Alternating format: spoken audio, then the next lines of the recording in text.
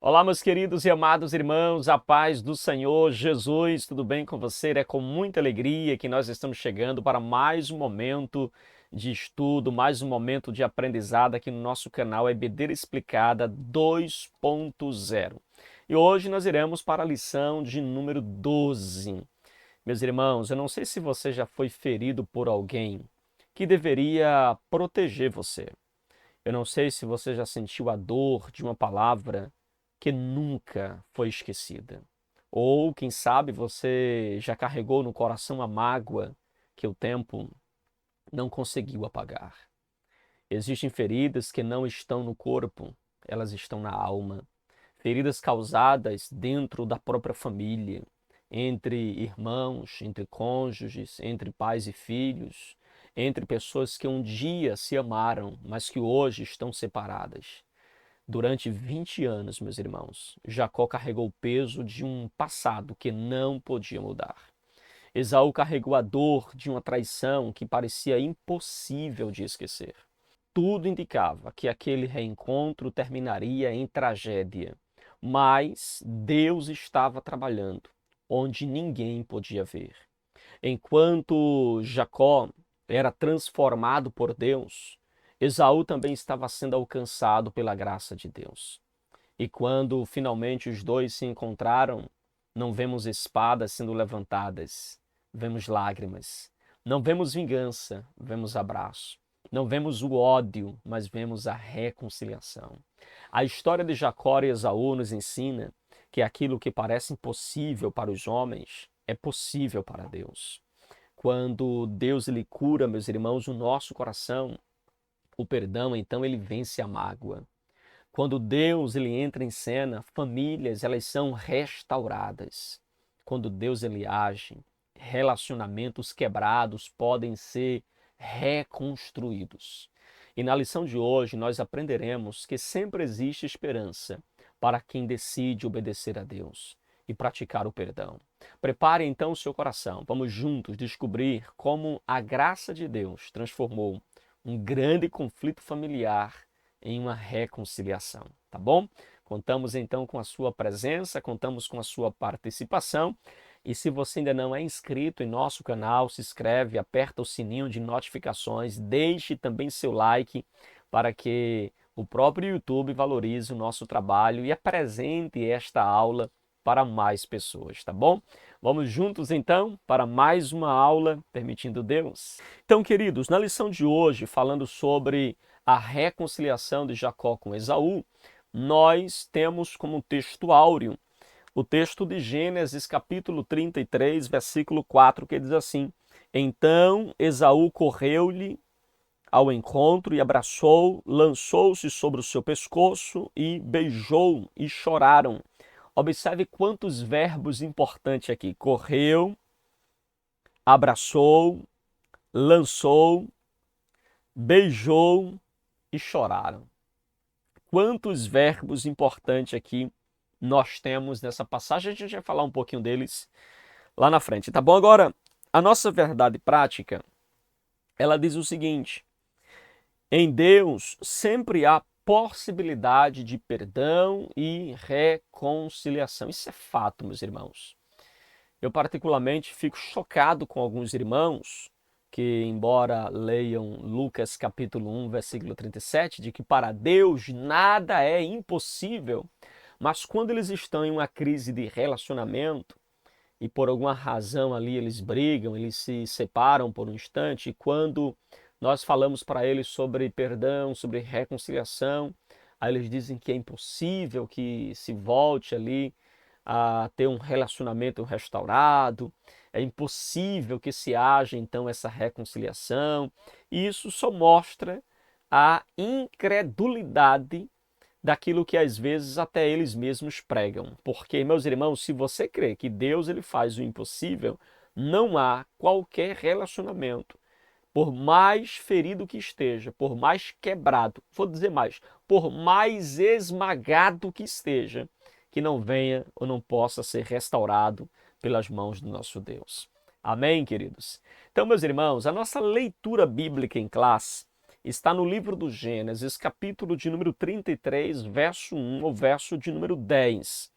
Eu quero ler com os irmãos, que diz assim: E levantou Jacó os olhos e olhou, e eis que vinha Esaú, e 400 homens com ele. Então repartiu os filhos entre Léia e Raquel, e as duas servas, e pôs as servas e os seus filhos na frente, e Léia e os seus filhos atrás, porém a Raquel e José os derradeiros. Aqui a gente percebe que aquela acepção, aquele tratamento diferenciado dentro de casa ainda permanece dentro da família de Jacó, na época com Isaac e Rebeca, agora está também presente na vida de Jacó, meus irmãos. E o verso de número 3 diz assim: E ele mesmo passou adiante deles, e inclinou-se à terra 7 vezes, até que chegou seu irmão. Então Esaú correu-lhe ao encontro, abraçou e lançou-se sobre o seu pescoço, o beijou e choraram. Depois levantou os seus olhos e viu as mulheres e os meninos e disse: Quem são esses que estão contigo? E ele disse: Os filhos que Deus graciosamente tem dado a teu servo. Verso de número 6. Então chegaram as servas, elas e os seus filhos, e inclinaram-se. E chegaram também Léia com seus filhos, e inclinaram-se. E depois chegaram José e Raquel, e inclinaram-se. E disse Esaú: De que te serve todo este bando que tenho encontrado? E ele disse: Para achar graça aos olhos do meu senhor. Mas Esaú disse: Eu tenho bastante, meu irmão. Seja para ti o que tens. Então disse Jacó: Não, se agora tenho achado graças aos teus olhos, peço-te que tomes o meu presente da minha mão, para que, porquanto tenho visto o teu rosto como se tivesse visto o rosto de Deus, e tomastes contentamento em mim. Meu Deus. Jacó faz uma declaração aqui. Ele viu na face do seu irmão a misericórdia de Deus. Ele disse: eu te vejo como estou vendo a face de Deus. Ou seja, eu estou vendo a misericórdia, a graça de Deus neste perdão, nesta reconciliação. Isso é muito forte, meus irmãos.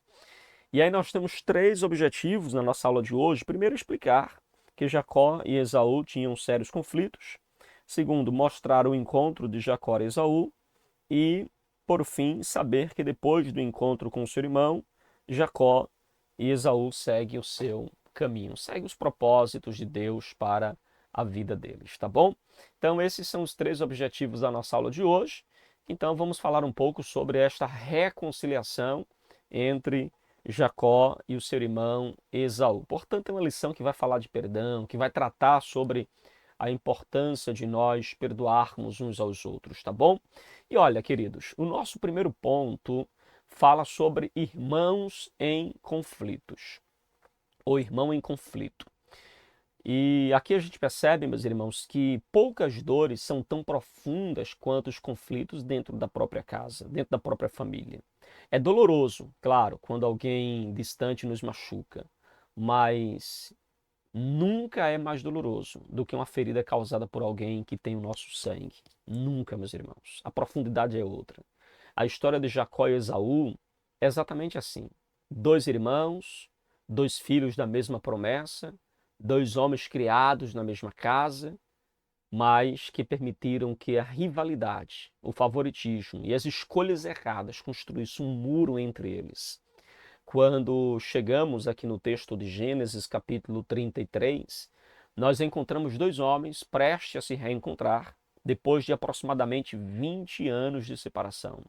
Foi 20 anos, meus irmãos, carregando lembranças dolorosas.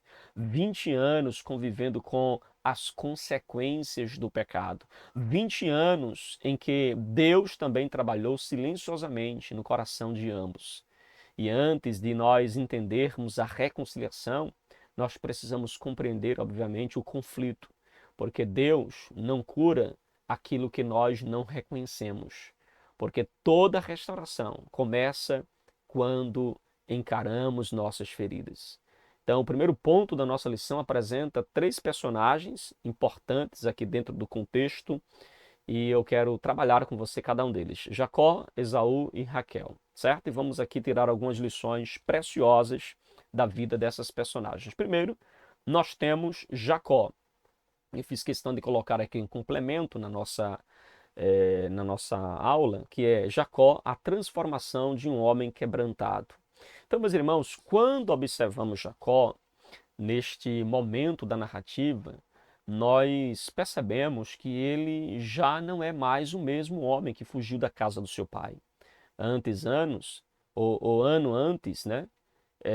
Ele era conhecido como enganador, ele era alguém que carregava ali um, um peso, né, na sua consciência por causa das suas mentiras. O seu próprio nome também carrega este peso de falsidade, de engano. A palavra hebraica para Jacó, né, Yaakov, está diretamente associada à ideia de agarrar o calcanhar. E, figuradamente, significa suplantar alguém. Então, Jacó havia enganado Esaú, havia enganado Isaac, tentando conquistar bênçãos por meio da astúcia, meus irmãos. Mas Deus começou, na vida de Jacó, uma obra profunda. Veja que o capítulo anterior registra um dos episódios mais marcantes do Antigo Testamento, que é aquele momento da luta entre Jacó com o anjo ali, o anjo do Senhor em Peniel. Então, em Gênesis capítulo 32, versículo de número 24, que eu gostaria que você lesse comigo aí, Gênesis 32, verso 24, olha o que diz: Jacó ficou sozinho e um homem lutava com ele, até o romper do dia, meus irmãos, ou seja, quando a alva já subia. Veja que aquela luta não era apenas uma luta física. A batalha de Jacó aqui é, na verdade, uma batalha espiritual. Era uma luta de um homem contra o seu velho eu. Era o confronto entre a autossuficiência humana e a dependência divina. Ali Jacó aprende uma verdade fundamental, que a bênção de Deus não vem por esperteza. A bênção de Deus, meus irmãos, não vem porque alguém é esperto, alguém sabe dar um jeitinho, alguém sabe driblar as coisas. Não. A bênção, ela vem das mãos de Deus. O comentarista bíblico Matthew Henry, ele escreveu que Jacó, ele saiu daquela luta mancando no corpo, mas ele saiu fortalecido na alma. Tem hora que Deus faz isso com a gente. A gente passa por uma prova onde nós carregamos marcas no corpo, mas a nossa alma, ela está fortalecida. Ele perdeu a autoconfiança, mas ganhou uma nova dependência de Deus. O seu nome foi mudado para Israel. Uma mudança de nome que simbolizava uma mudança de identidade, meus irmãos. Agora, ele estava voltando para enfrentar o maior problema não resolvido de sua vida, que era o seu irmão Esaú. E isso nos ensina uma lição muito poderosa. Antes de Deus mudar as nossas circunstâncias, muitas vezes, ele muda o nosso coração. Antes de Deus mudar aquilo que está à nossa volta, nossos relacionamentos, Deus começa a restaurar o nosso coração. Antes de Deus restaurar relacionamento, Deus ele quer tratar o meu e o seu caráter. Antes de resolver conflitos externos, Deus está trabalhando em conflitos internos. E aí a gente precisa concordar com a frase de Warren Wiersbe, que ele diz que Deus estava mais interessado em transformar Jacó do que em mudar a sua situação. E é exatamente assim também conosco, meus irmãos. Há batalhas que vencemos de joelhos, há guerras que vencemos na oração, há problemas que somente Deus ele pode resolver. Jesus, inclusive, ensinou isso em Lucas, capítulo de número 11, verso de número 9. Ele diz: pedi e dar-se-vos-á, buscai e encontrareis. Jacó descobriu que a verdadeira força não está nos próprios recursos. A verdadeira força está na dependência de Deus. E é isso que Deus quer nos ensinar também. Antes dele mudar as circunstâncias, Deus quer mudar o nosso coração. Amém, queridos? O nosso segundo subponto também fala sobre uma outra personagem, fala de Esaú.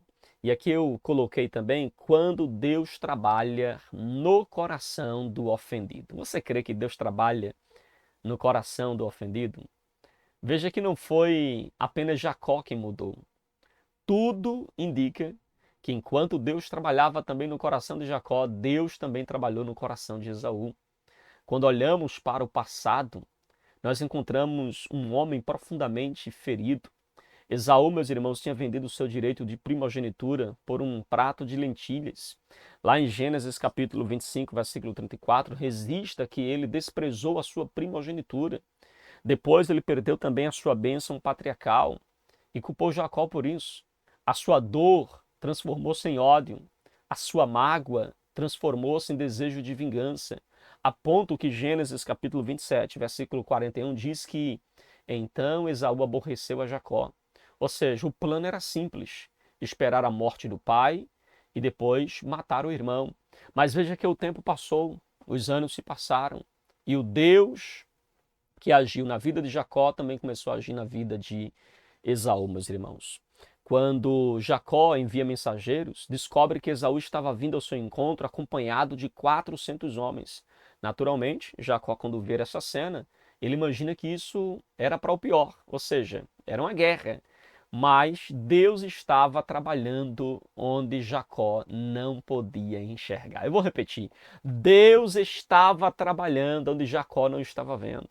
Quando finalmente, meus irmãos, os homens se encontraram, veja que o encontro de Jacó com Esaú, quando esses dois irmãos se encontraram, tanto Jacó como Esaú, meus irmãos, não há espada, não há vingança, não há violência, não há brigas, pelo contrário, há abraços, lágrimas, perdão. E aí João Calvino, ele observou o seguinte: quando Deus deseja reconciliar os homens, ele primeiro inclina os corações. Veja que Jacó foi inclinando o coração até chegar a Esaú. E o resultado foi reconciliação. Porque nenhum ser humano consegue arrancar sozinho as raízes da amargura. Somente Deus pode, meus irmãos, transformar um coração ferido. Somente Deus pode curar memórias dolorosas que carregamos do passado. Somente Deus pode substituir o ódio por compaixão. Isso nos lembra que o perdão é, na verdade, um milagre da graça de Deus. Esaú não era perfeito, mas Deus trabalhou em sua vida. Aquele homem, meus irmãos, que antes desejava vingança, agora estava disposto à reconciliação, porque Deus trabalhou também no coração dele. Creia, Deus está trabalhando no coração de alguém que está ofendido. Deus está trabalhando no coração de alguém que guarda mágoas, ressentimentos. Deus está trabalhando. E aqui nós temos também uma terceira personagem que é a Raquel. Meus irmãos, aqui a gente percebe que Raquel ainda quem sabe, influenciada pelas raízes ali da família de Jacó, também há ali o favoritismo, meus irmãos. O texto também revela uma fragilidade que ainda existia na vida do patriarca Jacó. Gênesis capítulo 33, verso 1 ao verso de número 2, mostra que ele organizou sua família em grupos no momento de encontrar o seu irmão Esaú, meus irmãos. Veja que ele separou ali bem direitinho. Primeiro ele colocou as servas e os seus filhos. Aí depois das servas ele coloca Léia e os seus filhos. E por último é que Jacó coloca Raquel e José. Não era apenas uma questão de estratégia. Era uma demonstração clara de preferência de Jacó, meus irmãos. Jacó amava Raquel de maneira muito especial. E José também ocupava um lugar privilegiado no coração de Jacó. No contexto cultural da época, era comum haver distinção entre famílias patriarcais. Mas veja que isso não significa que tal prática era então aprovada por Deus. Aliás, a própria narrativa bíblica mostra os efeitos destrutivos do favoritismo. O favoritismo já havia causado problemas na casa de Isaac e Rebeca. E agora, meus irmãos, continuava gerando tensões na casa de Jacó. Mais tarde, essa preferência por José produziu inclusive inveja entre os irmãos. Alguém já disse, meus irmãos, que o favoritismo familiar é uma semente que frequentemente produz colheitas de divisão. Quantas famílias, meus irmãos, não sofrem por causa disso? Filhos comparados, filhos ignorados, filhos que crescem acreditando que valem menos do que os outros. A Bíblia nos ensina que o amor deve ser equilibrado, justo, cuidadoso. Os pais, meus irmãos, devem refletir o amor imparcial do Pai Celestial. Quando há preferência, surgem feridas. Quando há comparação, nasce competição. Quando há desigualdade, aparece ressentimento. É por isso que Deus nos chama a construir relacionamentos saudáveis dentro de casa. Não faça separação dentro do seu lar. Não faça. Não tenha favoritismo dentro da sua casa. Que o amor de Deus seja o padrão. Deus ama a todos de igual forma, de igual modo, compreende? Pastor, e quais são as lições que a gente aprende aqui nesse ponto de número 1 para aplicar então para a nossa vida? Meus irmãos, a primeira lição que nós aprendemos aqui, que você pode aplicar aí, você professor, você aluno, pode levar aí para a vida, é que permita que Deus transforme seu coração antes de tentar mudar os outros. Se tem um problema que nós enfrentamos, é querer mudar os outros sem antes permitir que Deus ele mude o nosso coração. Sem permitir que Deus primeiro trabalhe o nosso coração. Então permita que Deus transforme o seu coração antes de você tentar mudar o outro. Brigas de casais geralmente surgem assim, porque o cônjuge quer mudar o outro antes de mudar o seu coração. Veja que Jacó, meus irmãos, mudou antes de reencontrar com Esaú. Entende? Então muitas vezes queremos que os outros mudem primeiro. Mas Deus ele começa a sua obra em nós. Pastor, o que é que eu faço? Ore mais, busque mais. Permita que Deus trate suas atitudes, trate seus pensamentos. Permita que Deus trate primeiro você. Entende? Segunda lição, queridos, que nós aprendemos. Segunda lição. Não alimente mágoas. Entregue suas feridas ao Senhor. Não fique alimentando ressentimentos, feridas. Esaú tinha razões humanas para odiar Jacó. Mas veja que ele escolheu viver, aleluia, longe deste passado doloroso. Veja que ele escolheu não estar preso a este passado. Porque quem alimenta ressentimento continua sofrendo. Agora, aquele que entrega a sua dor a Deus, ele encontra em Deus a liberdade, entende? Uma terceira lição que nós aprendemos aqui é cultive relacionamentos saudáveis dentro da sua família.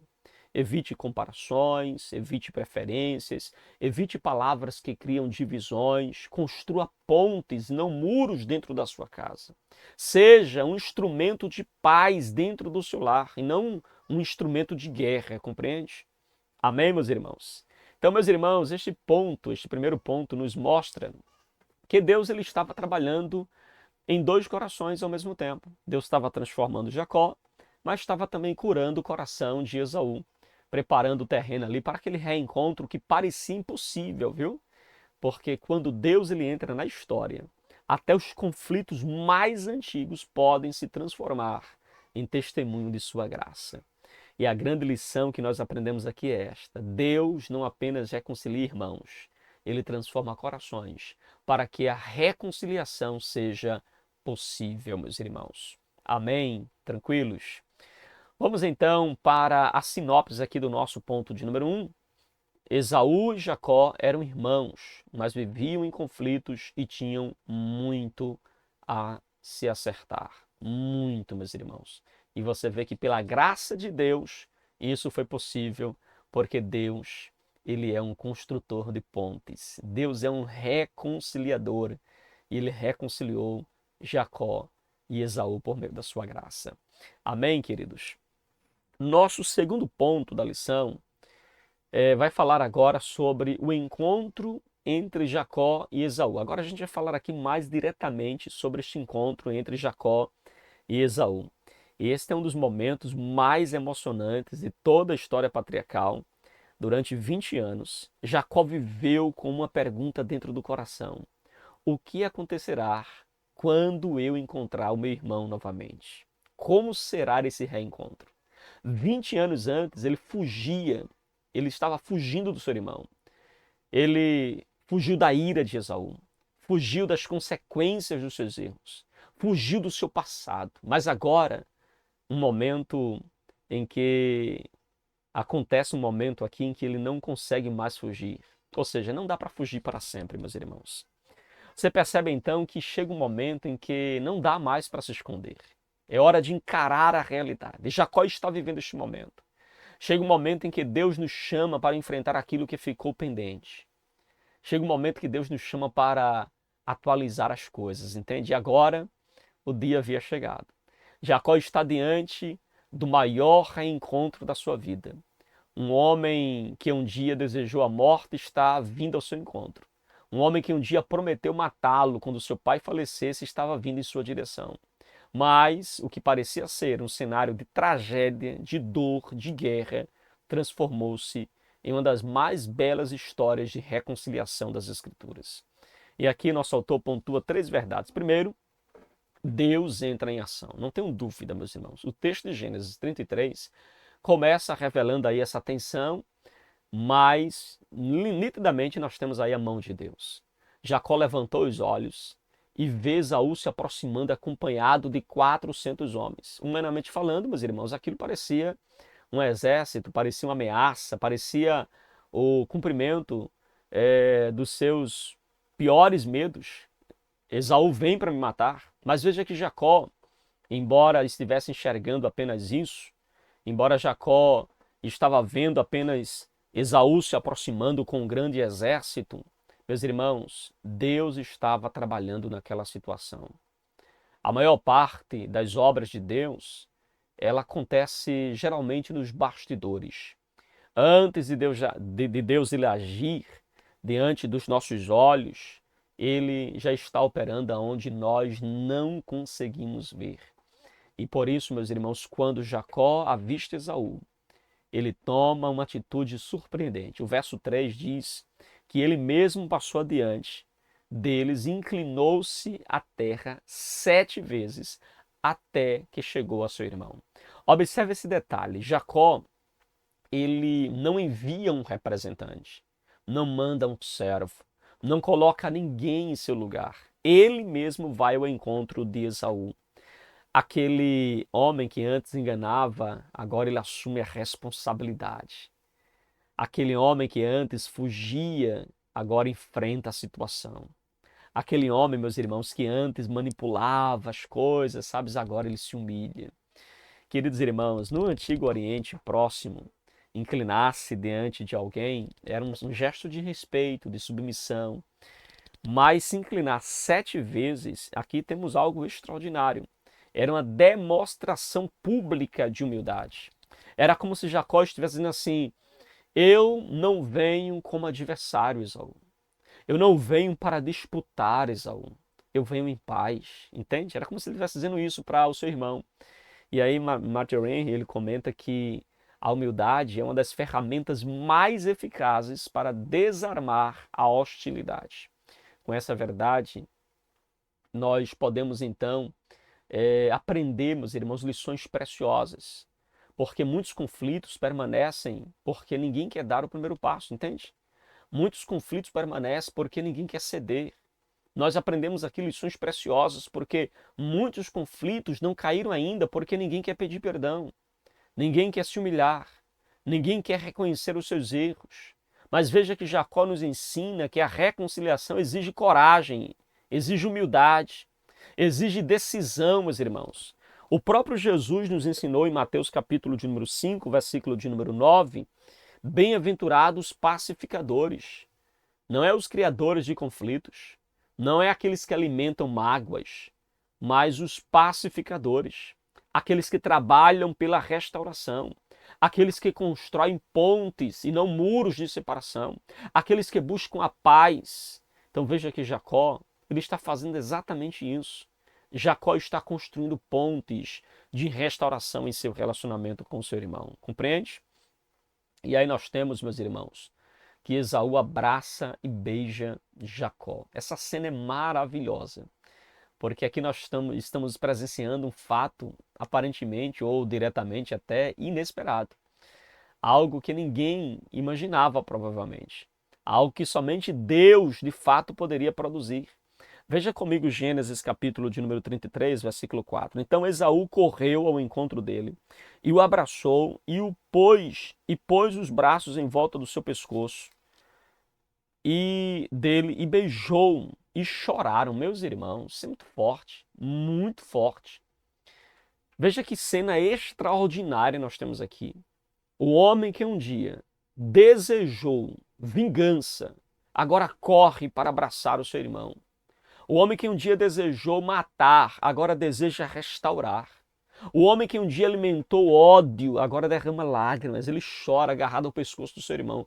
Observe aqui os verbos importantes aqui nesse texto. Olha aqui, ó. Correu, abraçou, beijou, chorou. São verbos carregados de emoção. São verbos que revelam um coração transformado, meus irmãos. No contexto cultural da época, homens importantes não corriam. Correr era considerado, então, algo inadequado para uma pessoa de posição, para uma pessoa de honra. Mas a Bíblia diz que Esaú corre, porque naquele momento o amor foi maior que o orgulho. A graça foi maior que a mágoa. O perdão foi maior do que a ofensa, entende? Muitos estudiosos observam que essa cena lembra a parábola do filho pródigo, lá em Lucas capítulo 15, que nos traz uma cena bem parecida. Ali também vemos alguém correndo, abraçando, beijando, recebendo, porque, meus irmãos, a reconciliação sempre reflete o coração de Deus. João Calvino afirmou que quando Deus domina os afetos do coração, as maiores inimizades podem ser transformadas em amizades. E é exatamente isso que nós vemos aqui. A reconciliação não nasceu da capacidade humana, nasceu da ação divina, porque somente Deus consegue curar feridas tão profundas. O texto de Provérbios, meus irmãos, 18, versículo 19, diz que o irmão ofendido é mais difícil de conquistar do que uma cidade forte. Isso é verdade. Quando a confiança é quebrada, quando há traição, quando há decepção, quando há abandono, quando há sarcasmo com o outro, a restauração torna-se extremamente difícil, meus irmãos. Mas aquilo que é impossível para os homens continua sendo possível para Deus. Talvez alguém esteja ouvindo esta aula agora, ouvindo esta palavra agora, e o seu coração está carregado com uma mágoa antiga, uma ferida familiar, uma decepção que aconteceu há anos, uma relação quebrada. A história de Jacó e Esaú nos lembra que Deus continua sendo especialista em restaurar aquilo que parecia perdido. Deus ainda restaura relacionamentos. Deus ainda restaura a nossa vida. Não importa quão profundo você está, quão profundamente você está ferido. Não importa quão profundamente você está machucado. Deus ainda restaura relacionamento. Deus sara feridas, meus irmãos. Amém? E aí a gente percebe um perdão verdadeiro aqui na vida de Jacó e Esaú, meus irmãos. O perdão verdadeiro. O encontro entre os irmãos não foi apenas um momento de emoção. Foi uma reconciliação verdadeira. E existe uma diferença enorme entre emoção passageira e um perdão genuíno. Tem pessoas que têm emoção passageira, mas não têm perdão genuíno. O texto mostra que Jacó, ele oferece presentes a Esaú. Esaú inicialmente recusa e ele diz, olha, eu tenho bastante, meu irmão. Não é isso que Esaú diz? Eu tenho bastante, meu irmão, não preciso de presente não. Mas Jacó insiste. Ele diz, olha, eu tenho visto o teu rosto como se tivesse visto o rosto de Deus. O que é que Jacó ele queria então dizer com isso, meus irmãos? Veja o que é que Jacó queria dizer com isso. Ele não está afirmando que o seu irmão tem a face de Deus ou que ele era Deus, entende? Não é isso que ele está dizendo. Mas ele está reconhecendo a graça de Deus manifestada naquele encontro. Ele está reconhecendo que Deus está agindo ali naquele perdão. Na noite anterior, Jacó havia visto Deus em Peniel. Agora ele vê a misericórdia de Deus refletida no perdão do seu irmão. O que Deus, o Deus que o encontrou, meus irmãos, o Deus que o encontrou lá em Peniel, é o mesmo Deus que preparou Esaú para aquele abraço, preparou Esaú para aquele encontro.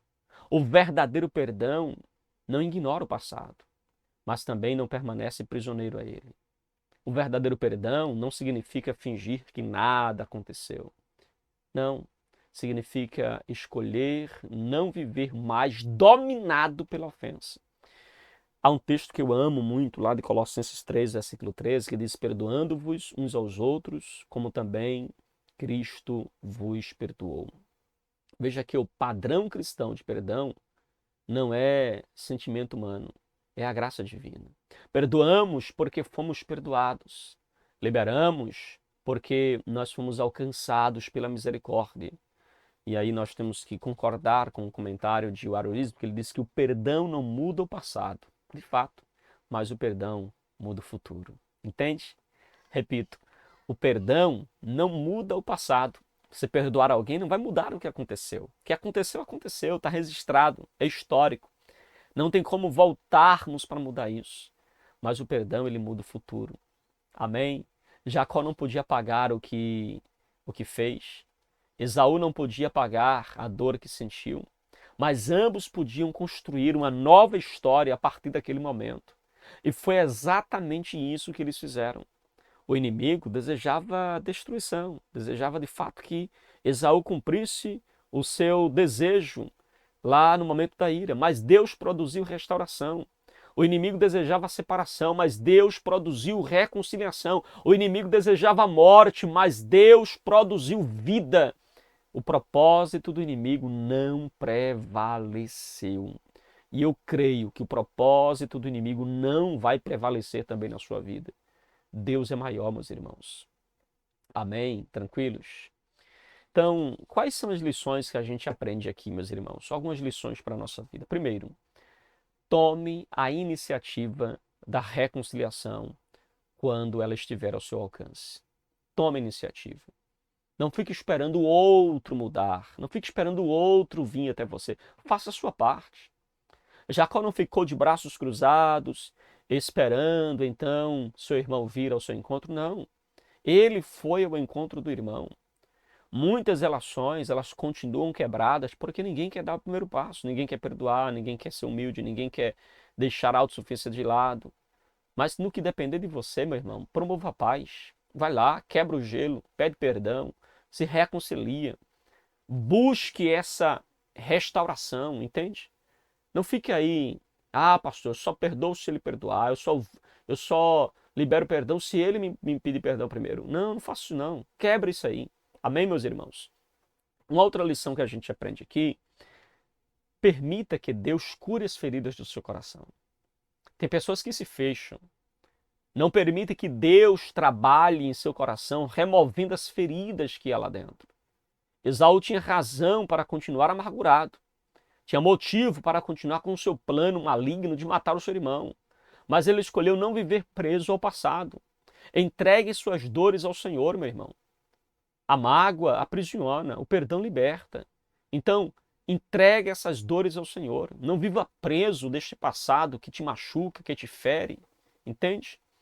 Uma outra lição que nós aprendemos aqui, lembre-se de que a graça de Deus é maior do que qualquer conflito.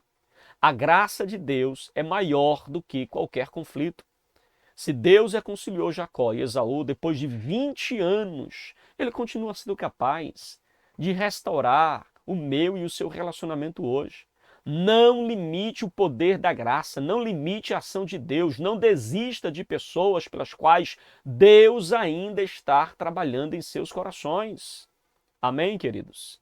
Meus irmãos, este segundo ponto então nos mostra que a reconciliação não acontece por acaso. Ela acontece quando Deus transforma corações. Jacó foi transformado, Esaú foi transformado, e quando dois corações são alcançados pela graça, o impossível se torna realidade. Aquele encontro tinha tudo para terminar em violência, mas terminou em lágrimas. Tinha tudo para terminar em vingança, mas terminou em abraço. Tinha tudo para terminar em morte, mas terminou em vida.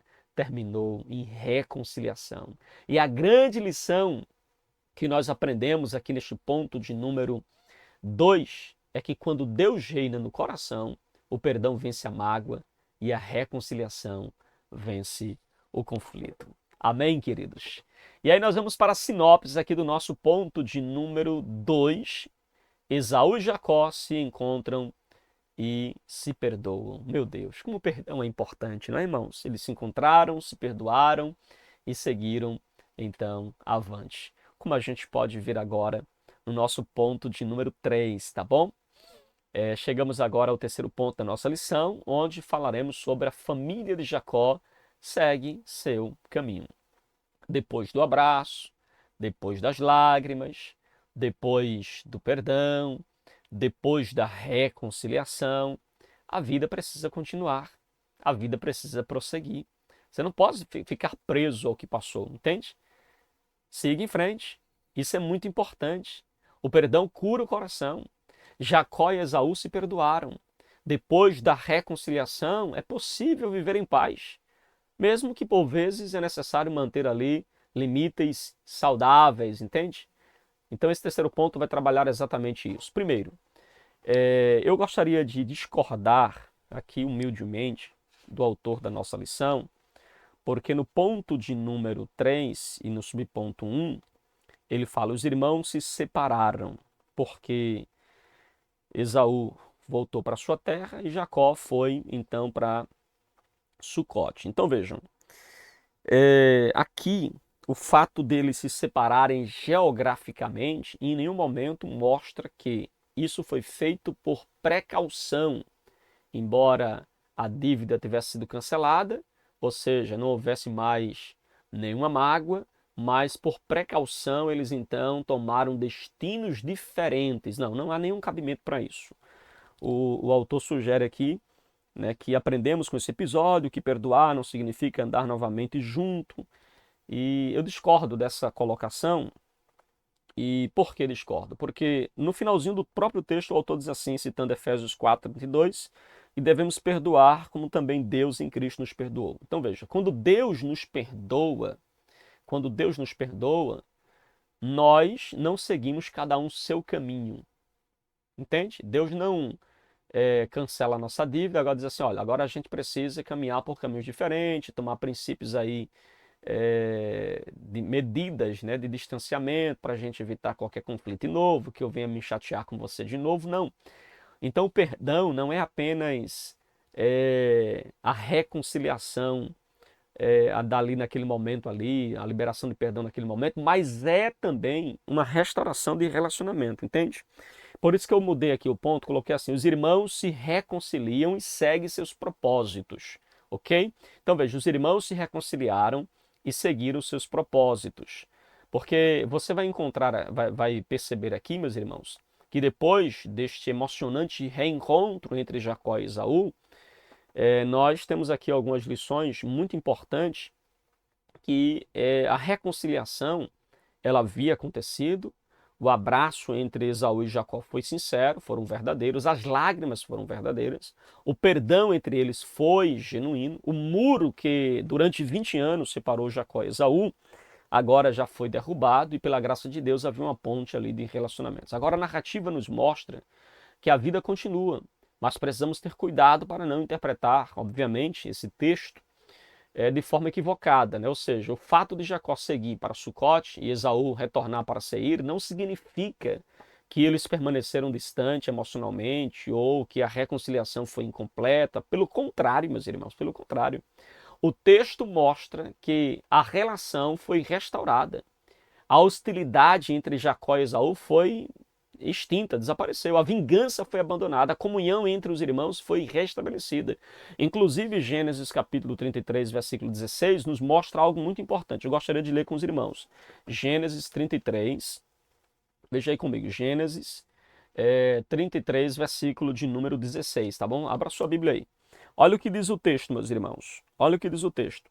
Assim, naquele dia, Esaú voltou para Seir pelo caminho por onde tinha vindo. Ou seja, ele volta para a região de onde ele estava estabelecido. entende? Ele voltou provavelmente onde estava a sua casa, seus rebanhos, seus servos, entende? Ele voltou para um local que ele já estava estabelecido. E Jacó segue para Sucote. Lembre-se que Jacó está sem um local certo ainda. Mas veja que essa separação ela é geográfica, não é relacional. É uma diferença muito importante aqui que a gente precisa perceber. Eles não estão se afastando porque continuam magoados. Eles não estão seguindo caminhos diferentes porque ainda resta ali uma dor. Não, não, não, não. Eles estão seguindo os propósitos que Deus tinha para cada um. Veja que anos mais tarde, inclusive, lá em Gênesis capítulo 35, versículo 29, Jacó e Esaú eles aparecem juntos novamente no sepultamento ali do seu pai, de Isaac, e isso demonstra que o relacionamento deles permaneceu restaurado. Porque se tem uma coisa, meus irmãos, que eles jamais iriam se encontrar, Jacó que não queria conversa com Esaú, era justamente depois da morte do pai. Porque a promessa de Esaú era que depois que papai morrer, eu mato Jacó. Mas vejam que eles estavam juntos, sepultaram o seu pai juntos, entende? Então não existe mais registro de rivalidade no contexto bíblico entre eles. Não existe mais ameaça entre eles. Não existe mais desejo de vingança entre eles. O perdão produziu uma reconciliação verdadeira. E isso se harmoniza perfeitamente com o ensino também do Novo Testamento, como Paulo escreveu aos Colossenses capítulo 3, versículo de número 13, perdoando-vos uns aos outros, como também Cristo vos perdoou. Então observe que Deus, ele não apenas cancelou a nossa dívida, mas ele também nos reconciliou consigo.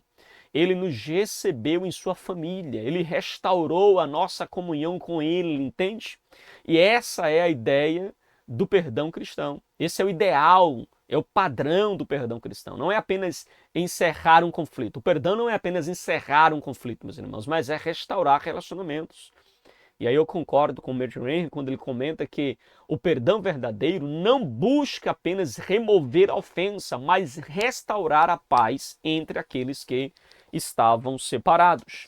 Amém? Isso é uma verdade muito preciosa que a gente não pode perder de vista. Quando Deus opera em dois corações, o resultado não é apenas o fim da guerra, é o retorno da comunhão, entende?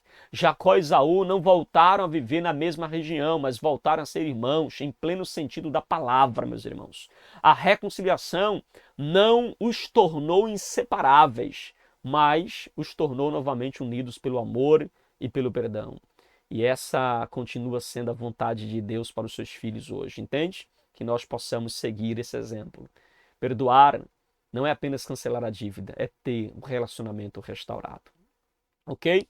Jacó, então, não retorna imediatamente para a casa do seu pai. Essa observação aqui é muito importante. Agora aparece uma questão aqui muito séria no texto, porque Deus havia ordenado a Jacó que voltasse para a casa, para a terra dos seus pais, não é assim? Gênesis 31, 13, ele diz, agora, pois, Jacó, levanta-te, sai desta terra e torna a terra da tua parentela. A ordem de Deus lá foi muito clara, ele tem que voltar para a casa do seu pai. Jacó deveria retornar à casa de Isaac, mas depois do reencontro com Esaú, ele se instala primeiro em Sucote, depois ele vai para Siquém, conforme Gênesis capítulo 33, versículo 18, e veja que lá em Siquém, meus irmãos, que era uma cidade importante também da região de Canaã, ficava ali em um ponto muito estratégico entre o Monte Gerazim e o Monte Ebal, era uma região fértil, uma região comercial, era uma região habitada também por povos cananeus. E ali Jacó então compra uma parte do campo dos filhos de Hamor, ou Amor, e ali nós temos um problema muito sério, porque naquele lugar não era o destino final de Deus para Jacó. Não foi Deus, Deus não mandou Jacó ir exatamente para Siquém, meus irmãos. Deus queria Jacó em Betel. E Jacó demora a obedecer de forma completa, de forma completa indo a Betel. Entende? Aqui está uma lição muito séria. Obediência parcial continua sendo desobediência.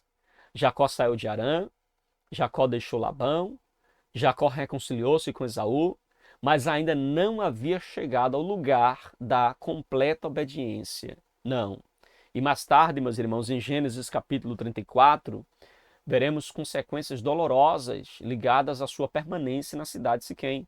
A sua filha Diná foi desonrada nesta cidade. Seus filhos, Simeão e Levi, agiram com violência. A família foi marcada então por vergonha, por sangue, por crise ali naquele lugar. Porque nem todo lugar agradável é um lugar da vontade de Deus. Era agradável, mas não era o lugar da vontade de Deus. Nem toda oportunidade boa é direção divina. Nem todo descanso temporário é destino espiritual. E aí o Aruísmo ele confirma, dizendo que as concessões espirituais de hoje podem se tornar as tragédias familiares de amanhã. Às vezes a gente vai abrindo concessões hoje, vai abrindo porta hoje, uma brechinha ali, uma brechinha aqui, e isso vai dando margem para sérios problemas amanhã. Então veja que Jacó precisava voltar ao altar, precisava voltar a Betel, precisava cumprir inteiramente a vontade de Deus. Deus havia ordenado que ele voltasse à casa do seu pai. Isso fala profundamente também conosco, meus irmãos, porque muitos obedecem a Deus até certo ponto. Saem de Harã, mas param em Siquém. Deixam algumas coisas para trás, mas ainda não chegaram ao altar de Deus. Entende? Abandonaram certos pecados, mas conservam outros. Começam bem, mas estacionam no meio do caminho. A vontade de Deus não deve ser obedecida pela metade. Lembre-se, obediência pela metade é desobediência mascarada, meus irmãos. Deus não nos chamou apenas para sair de onde nós estamos, de um lugar errado ou de uma situação errada, mas veja que Deus nos chama, meus irmãos, para chegar ao lugar da consagração, ao lugar do propósito, entende? Amém, meus irmãos? E aí nós temos ainda Jacó levanta um altar ao Senhor. Apesar das suas falhas, Jacó fez algo muito significativo. Em Gênesis capítulo 33, versículo 20, diz que ele levantou ali um altar e chamou-lhe Deus, o Deus de Israel. O nome dado ali é muito forte, é o termo El Elohe Israel, ou seja, Deus, o Deus de Israel. Aqui Jacó reconhece publicamente que o Senhor é o seu Deus. Não apenas o Deus de Abraão, não apenas o Deus de Isaac, mas agora o Deus de Israel.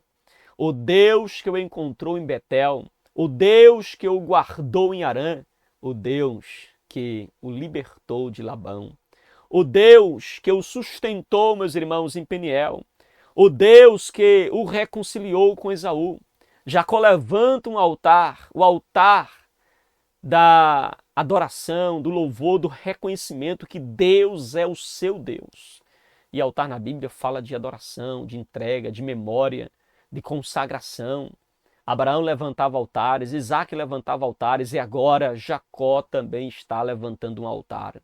Louvado seja Deus. Matthew Henry, ele observa que onde Deus concede misericórdia, ali devemos levantar também um altar de gratidão. Mas há uma tensão muito forte aqui. Jacó levanta um altar, mas a sua casa ainda precisava de purificação.